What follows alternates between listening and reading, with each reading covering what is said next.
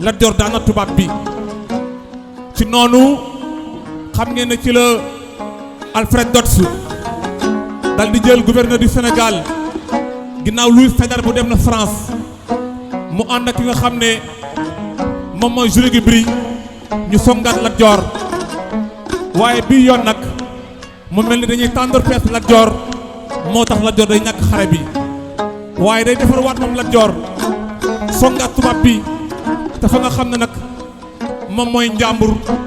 keroog njàmbur mbokk yi la Lat Joor wax waxam ja yëkkati waat bàkkam ba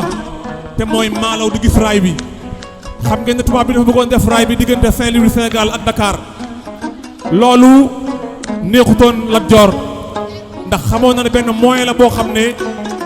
tubaab bi mën na ciy jaar pour di indi ay soldats à tout moment te loolu du baax. allo moo tax Lat Joor bañoon loolu ne maalaw du gis raay bi effectivement maalaw gisul raay bi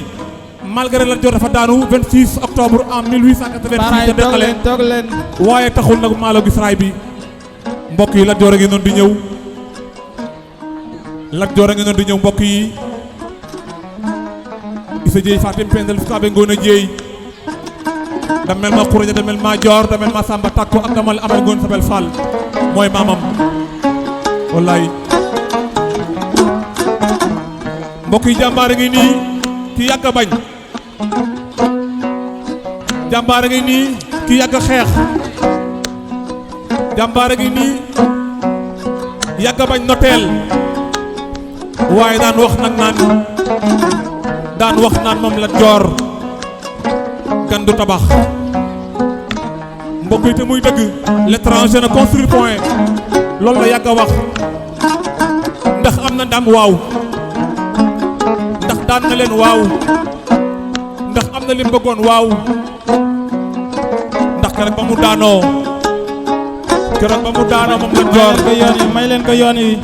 tubaab yi moo bind ci archive national wax lim leen def ak fi ñu jaar ak moom wallaay mbokk yi ñu ngi noonu Lat Joor a ngi noonu ak Linguère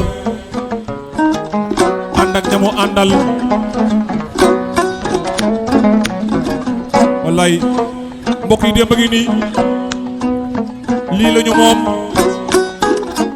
lii mooy suñu culture lu tax jànguñu démb réew mi mbokk yi lan moo tax jàngaluñu xale yi réew mi démbi réew mi moo ne am nañ ay jàmbaar de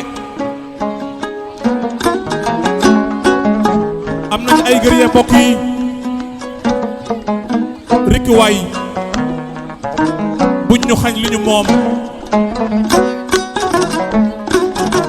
rikki waay mbokk yi nañu xam ñun ñooy ñan mbokk yi démb lii la woon démb gi nii da mel ci ëttam buur ak i dagam wallaay ma ko rajo Biram Fatma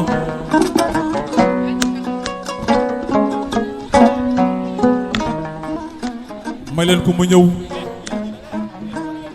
wallaay Lat Joor a ngeen noonu mbokk yi Issa Dieye Fatim Pendel Sukaabe Ngoone Dieye damel ma Xuraja damel ma Joor ak damel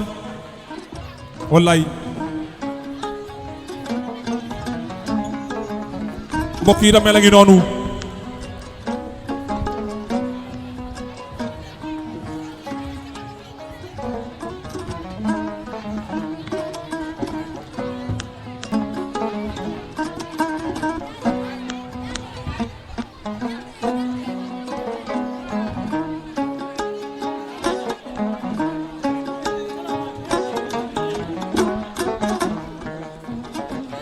nañu toog leen mbokk yi nañu toog mbokk yi xam nga ne li rafet na waay xool leen Linguère waaye nañ ma jëlal lii Oustaz Sëñ Mbay lii rafet na waay Abdoulaat lii rafet na Oustaz Aboubacrine Sarr démb a ngi nii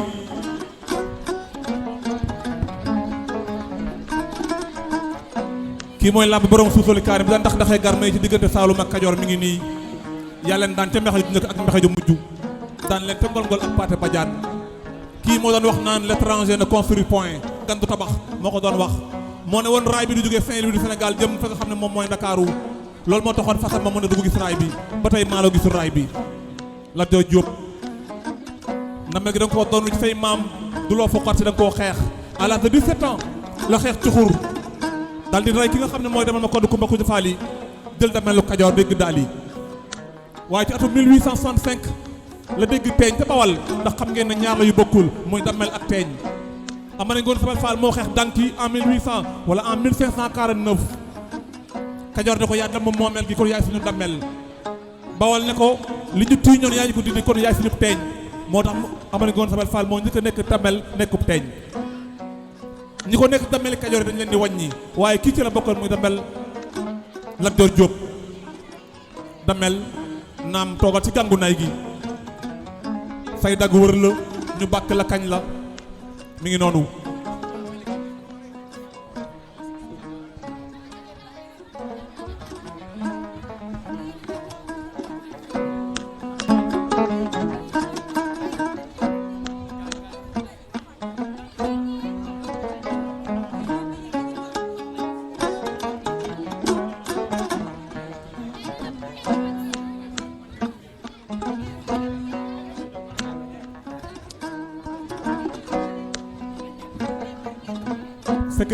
sécurité bi nañ ñu dimbale ci espace bi vraiment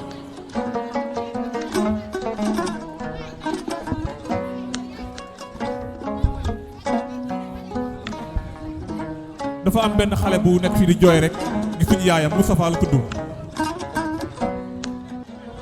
nañ ñu defaral espace bi waaye mbokk yi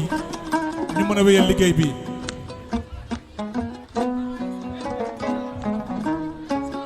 Soda Fall dafa réer voilà Soda Fall également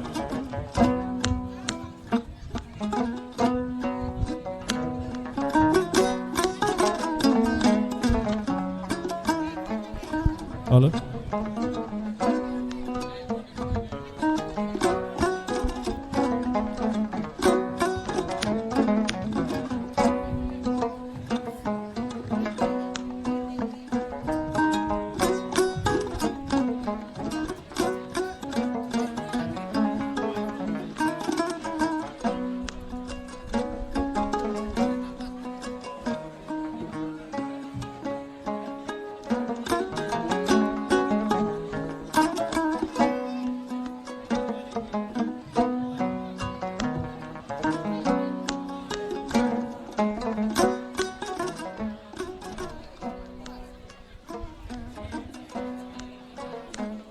diggante Lat Joor ak tubaab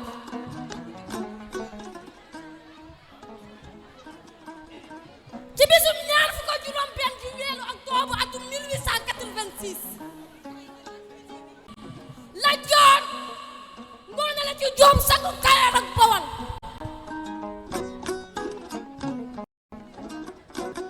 yoon wi ku doon na yàgg na Kayoor ni déet Bawal ni mënta nekk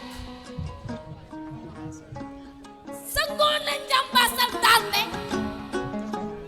la bëggoon na la diir dégg na ci daal di Kayoor ak Bawal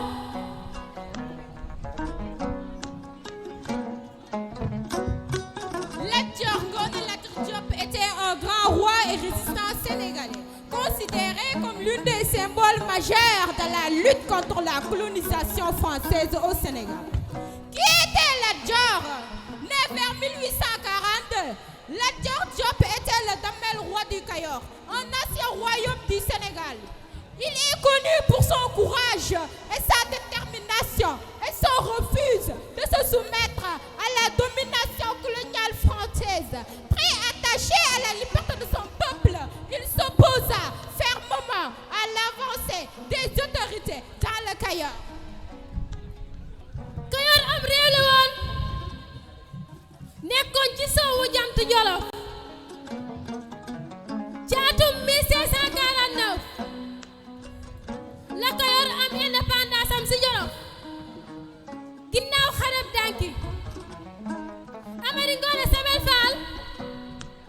moo njëkk a nekk dameel di Kayoor ndax moo dem moomeelu Jolof ci Kayoor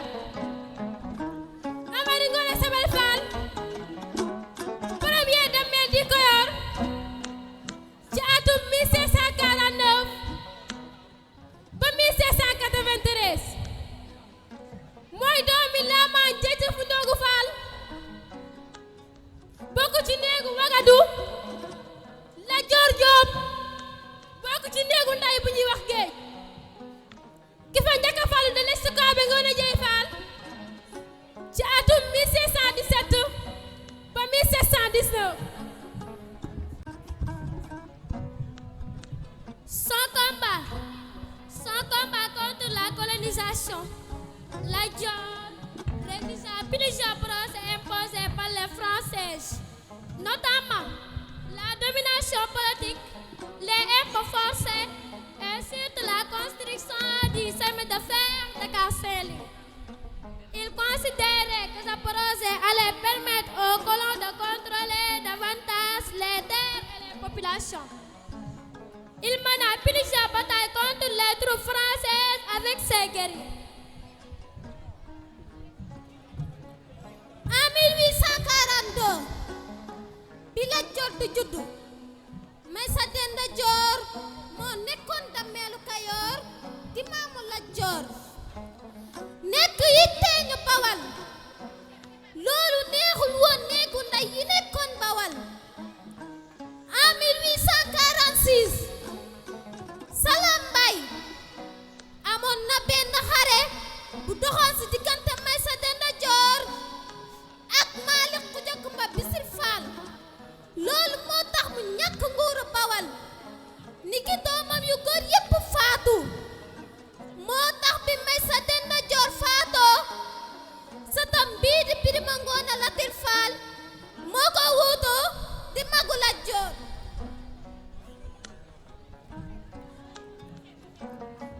La bataille de Dékhalé. Le 26 octobre 1886, Lat Joor, affrontant les forces coloniales longues de la bataille de Dékhalé. Malgré son courage, il fut tué au combat avec plusieurs de ses compagnons.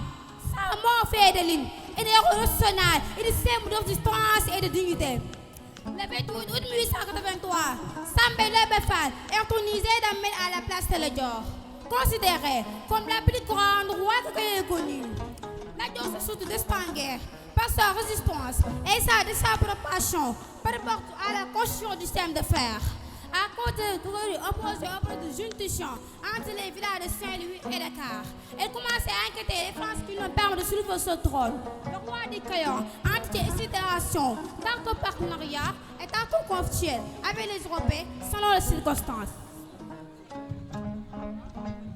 ci atum 1859 ci la Birima faatu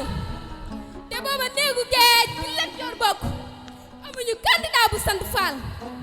ndax fanweeri dammel ak benn Kajoor yépp Fall lañu sant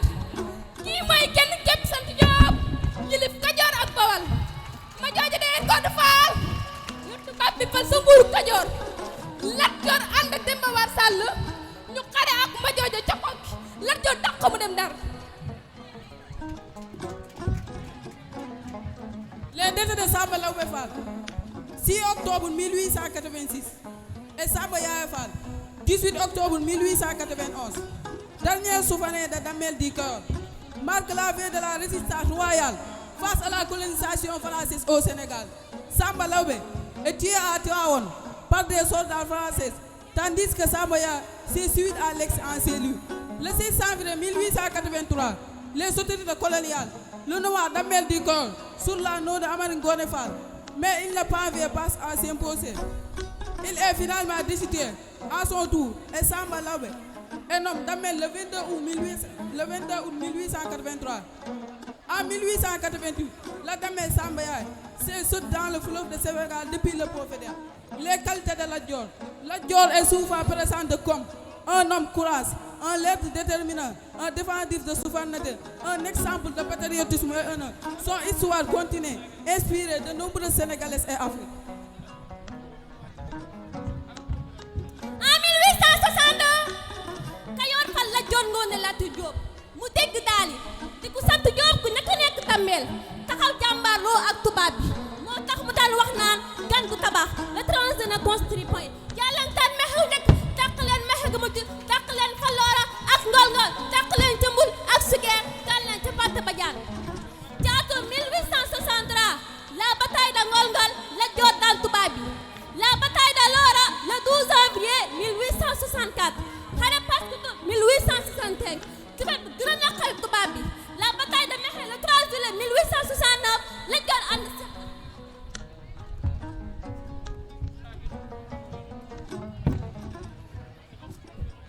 le 15 septembre en 1869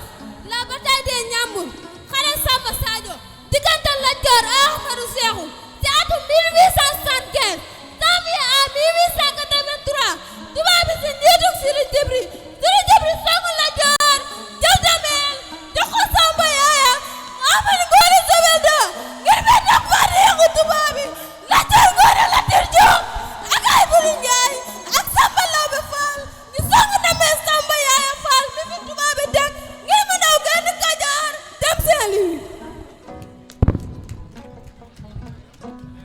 1883 Lat Joor ak ñi mu àndal songaat tubaab bi ak Faridus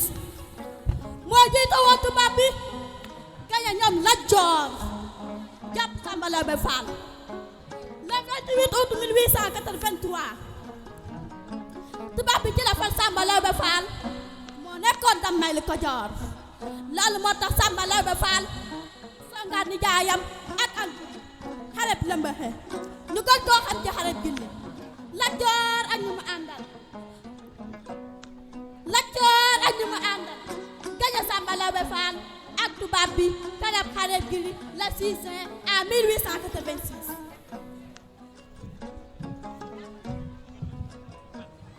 tubaab bi tas Kajoor def ko confédératie Demba War Sall jiite ko doolu dexul Lat Joor tax mu dekk naa ne ngeen tubaab bi sa deqale loolu nekkoon bi su mercredi 28 wala 27 octobre 1886 Lat Joor xam ne day ñàkk xare bi waaye ngorom ak jamam ak jàmbaarteem ak fitam bay ko war muy dellu ginnaaw tax Kajoor ak Bawol ñàkk bu maasa di ko yawa ay kàngoo mi mu jóg tere bi mu jàkkaaroon tubaab bi 28 wala 27 octobre 1886 te di Kajoor tax lu nekk am naa ko fi waaye naqar wu ne am naa ko fi fas bi mu waroon bi ngi jaxal mu kas tànki mu ne nit ñi sama fas wi di maalaw kas na sama bàbbe fi ay waxtu yu tuuti sama deret dina tuuru ma mat na sama suuf ak sama deret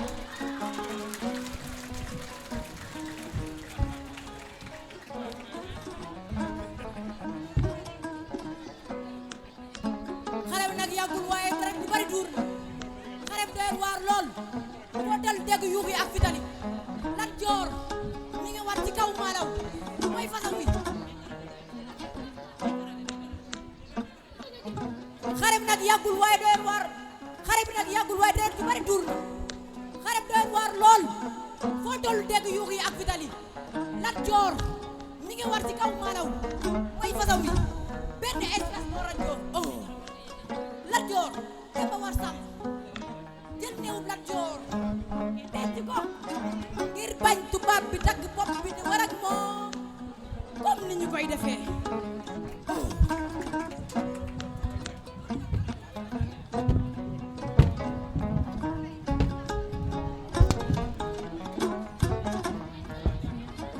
lay CP bi ñu war a def les droits de l'enfant mun ngeen ñu préparer tàccuwaat xale yi bu baax a baax mbokk yi ci prestation bu am solo bii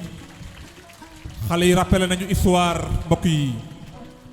Lat Joor ay kàddoom yi mujj keroog ca deqalee bisum àllarba la woon le 26 octobre en 1886 dana Kajoor ndam lu nekk am naa ko fii mbégte mu nekk am naa ko fii guddi gu nekk am naa ko fi waaye naqar wu nekk am naa ko fii fii ak waxtu yu néew dinaa daanu sama deret dana tuur ma mandal sama suufu maam fas wi mu waroon di maalaw mi ngi ngexal di gas tànk bi mu ne Kajoor maalaw gas na sama bàmmeel fii ak waxtu yu néew naa daanu mbokk yi Lat Joor mi ngi daanu deqale bisub àllarba le 26 octobre en 1895 waaye mu daanu ci jom daanu ci fulla ak ngor ak bañ nooteel ba tey jii moo tax mu am way wi mu way nekk héros national ñu war koo xam mbokk yi war koo jàng le fait que ñuy jàng ay maami jàmbur di jàng ay jàmbaari jàmbur dafa jaadu ñu jàng ñi nga xam ne tey